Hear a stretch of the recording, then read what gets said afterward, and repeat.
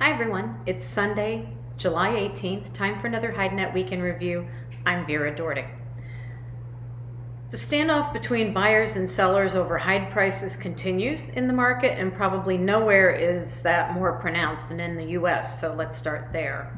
Although demand is still focused on branded steers, Colorados, and Texas, and butts, buyer resistance to rising prices has grown increasingly stronger, and many tanners have stepped back saying they're not going to chase the market.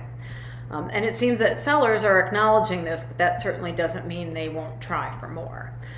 Looking at heavy Texas steers, prices were steady, with seasonal weights of 62, 64 pounds selling as high as $56, the same as last week. In the cow market, sellers said there was a little bump in interest for plump cows and a little bump in the price too. Turning to export sales, for the week ending July 8th, they were 598,300, which is okay. Combined shipments, however, were not okay, and they were down 19% from the previous week at 407,800.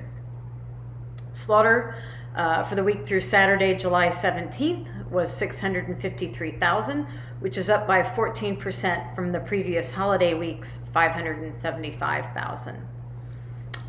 From Europe, editor Andrea Guolo reports that prices for most hides and skins were rather stable. The problem is that stocks of semi-finished leather are low, slaughter is not robust, and sellers are still pushing for higher levels, but tanneries are running out of orders.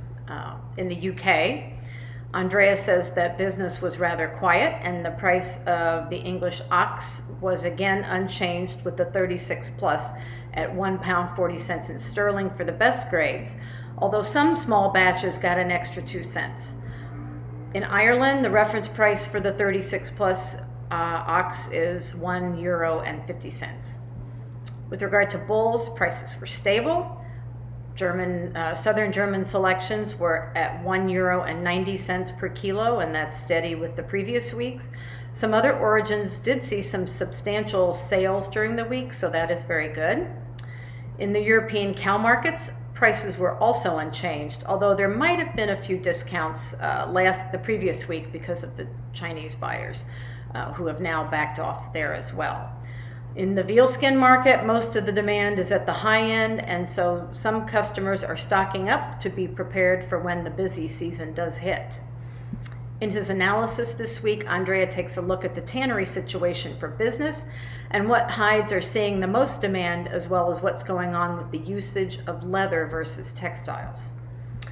From South America, editor Ronald Guiel reports that the average price of fresh hides was up just 2 cents during the week at $3.80 per kilo.